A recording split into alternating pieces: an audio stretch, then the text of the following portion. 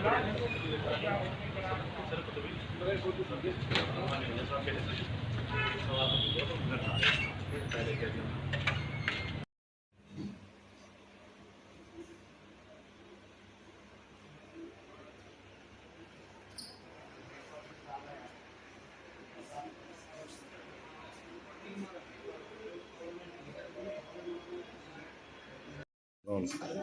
Film city एक नए आयाम पे पहुंची है क्या? देखिए, अभी तक फिल्म सिटी के लिए जो है वो कंसल्टेंट ने डीपीआर तैयार की थी। कंसल्टेंट के डीपीआर तैयार करने के बाद इसका बिड डॉक्यूमेंट बनाया गया था, जिसको आरएफक्यू कहते हैं, और कंसेशन एग्रीमेंट तैयार किया गया था। उत्तर प्रदेश सरकार की ये महत्वाकांक्षी परियोजना है, माननीय मुख्यमंत्री जी की ये महत्वाकांक्षी परियोजना है। इसके लिए पीपीपी गाइडलाइंस के तहत जो बिड इवैल्यूएशन कमेटी थी, उसके सामने 13 नवंबर को इसको रखा गया। इसके पहले भी 1 नवंबर को भी बैठक हुई थी, और वहाँ पर जो रिकमेंडेशन आई उसका अनुमोदन जो है प्राप्त हो गया है, और कल ही इसका अनुमोदन मिला, तो इसलिए उस बिड डॉक्यूमेंट को आज हम जारी कर रहे हैं। ये 23 तारीख से लोग इसमें बिड कर सकते हैं, और 8 दिसंबर को इसका प्री बिड इसकी होगी। उसके बाद प्री बिड को जो आपत्तियाँ आएंगी उनको फिर जो है पीपीपी गाइडलाइंस के तहत जो कमेटी गठित है उसके सामने रखी जाएगी, और उन आपत्तियों के क्रम में अगर कोई चेंजेस होते हैं तो उसको इनकॉर्पोरेट करके अपलोड किया जाएगा। ये प्रक्रिया शुरू हो गई है। सर तक कितना क्षेत्रफल होगा, कितने लागत से बन पाएगी और कब तक ये तैयार होगी, कितने लोगों को रोजगार मिलेगा? देखिए, परियोजना की लागत 10,000 करोड़ रुपए है। यह 3 चरणों में बनेगी, 2022 से 2024, 2025 से 27 और 27 से 29, और इसमें लगभग 40 से 50,000 लोगों को सीधे रोजगार का अवसर मिलेगा, और इसके 5 गुना अप्रत्यक्ष रोजगार का अवसर मिलेगा। लगभग 25 से 30,000 करोड़ का इन्वेस्टमेंट होगा। यहाँ पर filming facility, film studio, backlot, institute, media, VFX centre, ये सब लगभग 7.5 एकड़ में बनेगा। 1.5 एकड़ में जो है वो एम्यूजमेंट पार्क बनेगा, 100 एकड़ में हॉस्पिटलिटी, और 40 एकड़ में कमर्शियल एस्टेब्लिशमेंट बनेगा। और ये यमुना एक्सप्रेस वे पे स्थित है, 6 लेन एक्सप्रेस वे पे। इसकी कनेक्टिविटी अब हर जगह से, जैसे जेवर एयरपोर्ट की कनेक्टिविटी है, वैसे इसकी हर जगह से कनेक्टिविटी होगी। एयरपोर्ट मेट्रो से भी कनेक्टिविटी होगी, 60 मीटर रोड से भी होगी, दिल्ली वल्लभगढ़ से भी होगी, और सारी कनेक्टिविटी जो एयरपोर्ट की उपलब्ध है इसके लिए होगी। इसके लिए अलग से भी जेवर एयरपोर्ट से एक पार्ट टैक्सी की भी कनेक्टिविटी उपलब्ध कराई जा रही है, कि जिससे जो लोग पर्यटन के लिहाज से एयरपोर्ट पे आकर के और एम्यूजमेंट पार्क में आना चाहें और समय बिताना चाहें परिवार के साथ, तो उनको भी एक पार्ट टैक्सी की सुविधा उपलब्ध हो सकती है। परफॉर्मेंस गारंटी 5% है पूरी परियोजना की, जो 500 करोड़ है। ये परफॉर्मेंस गारंटी देनी पड़ेगी 500 करोड़। यह परियोजना पीपीपी गाइडलाइन पे बन रही है, आप अवगत ही हैं, और इसमें जो प्री बिड के लिए जो कमेटी रहेगी जो कि प्री बिड में सुनेगी, और जो भी प्री बिड में जो भी आपत्तियां आएंगी उनके निराकरण के लिए प्री बिड इवैल्यूएशन कमेटी में जाएगा, एक कमेटी ऑफ सेक्रेटरीज में जाएगा। उसके बाद ये माननीय मंत्रिपरिषद का अनुमोदन प्राप्त किया जाएगा। उसके बाद फाइनल ड्राफ्ट जो है तो फिर अपलोड कर दिया जाएगा। ये प्रक्रिया आज से शुरू हो गई है, फिल्म सिटी के बनने की प्रक्रिया शुरू हो गई है। इसके और बहुत सारे डिटेल्स हैं जो मैं आपसे थोड़े डिटेल्स शेयर करना चाहता हूँ। एक तो आपको मैंने जैसा बताया कि इसमें क्या क्या एक्टिविटी होंगी, इसके फाइनेंशियल वर्क और परफॉर्मेंस गारंटी के बारे में बताया। इसकी जो बिड वैलिडिटी होगी वो कुल 3 से 65 दिन की होगी, 1 साल की होगी। जो कंसेशन पीरियड है वो 40 साल का है, जिसे कि फर्दर 30 साल बढ़ाया जा सकता है रीबिड पर। रीबिड वैलिडिटी कितनी है? 40। बिड वैलिडिटी 30 से 65 दिन, 365 डेज जी। और सर सेकंड टर्म क्या इस्तेमाल किया था आपने? कंसेशन पीरियड 40 साल का है, जिसे कि फर्दर 30 साल और पुनः बिड प्रक्रिया से बढ़ाया जा सकता है। मैंने आपको नेटवर्क बता दिया, और एलिजिबिलिटी का क्राइटेरिया आपको बता दिया कि कौन लोग एलिजिबल होंगे।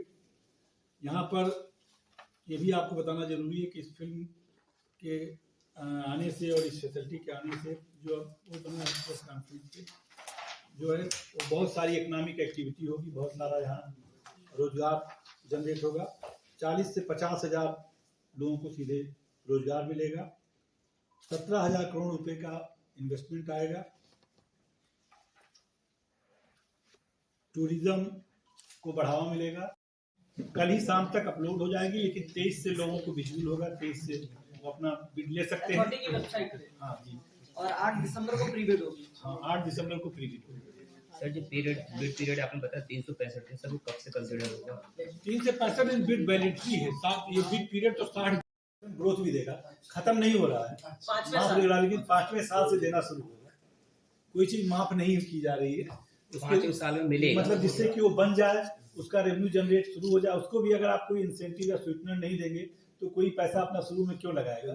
इसलिए इतना समय जरूर देना चाहिए कि 3 साल में जब उसकी एक्टिविटी हो जाए वो पैसा कमाना शुरू कर देगा, तो आपका पिछला भी दे देगा और आगे का भी देना लगातार शुरू कर देगा। इसमें जो कंसोर्शियम में भी आ सकता है और सिंगल भी आ सकता है। चूंकि बहुत बड़ा इसका नेटवर्थ है, 2,500 करोड़, हो सकता है कि एक सिंगल कंपनी नेटवर्थ में ना आ सके, तो इसलिए कंसोर्शियम भी अलाउ है। हर प्रोजेक्ट में कंसोर्शियम अलाउ होता है, तो यहाँ भी कंसोर्शियम अलाउ है। 26% न्यूनतम जो है वो कंसोर्शियम का जो मेंबर उसको रखना होगा, लेकिन लीड वो होगा जिसके पास मैक्सिमम शेयर होगा। मान लीजिए एक के पास 26 है, एक के पास 30 है, तो दोनों रहेंगे, लेकिन लीड जो है वो 30% का होगा। कम से कम 6 लोग हो सकते हैं कंसोर्शियम में, 6 के लिए अलाउ किया गया एलिजिबिलिटी में। 26% मिनिमम शेयर होल्डिंग चाहिए, लेकिन जिसके पास सबसे ज्यादा शेयर होल्डिंग होगी वही लीड मेंबर होगा। बाकी बहुत सारी बातें हैं, लेकिन अगर आप लोग पूछेंगे तो बताने में जो अंतर्राष्ट्रीय फिल्म सिटी के संबंध में शासन ने 20 नवंबर को कल एक शासनादेश जारी किया, जिसमें उन्होंने RFP जो डॉक्यूमेंट था और जो कंसेशन एग्रीमेंट था उसका अनुमोदन दे दिया है। तो आज हम यहाँ पर यह आप लोगों को बताने के लिए इकट्ठा हमने किया, आपसे अनुरोध किया है कि बिड डॉक्यूमेंट हम जारी करने जा रहे हैं, वो कल जारी हो जाएगा। तो फिल्म सिटी के bid document RFP, draft RFP उसको कहते हैं, और कंसेशन एग्रीमेंट ये भी ड्राफ्ट होता है। ड्राफ्ट इसलिए कहते हैं क्योंकि बाद में इसमें जब प्री बिड होती है तो उसमें लोग अपने आपत्तियां बताते हैं, और उन आपत्तियों के निराकरण के बाद जो फाइनल अपलोड किया जाता है उसको फिर फाइनल RFP और फाइनल बिड डॉक्यूमेंट कहते हैं। तो जो ड्राफ्ट RFP और ड्राफ्ट कंसेशन एग्रीमेंट है वो कल अखबारों में समाचार पत्र में आ जाएगा। ये एक अंतर्राष्ट्रीय बिडिंग होगी, जिसमें कि अंतर्राष्ट्रीय समाचार पत्रों में भी और देश के समाचार पत्रों में भी इसका कल विज्ञापन होगा।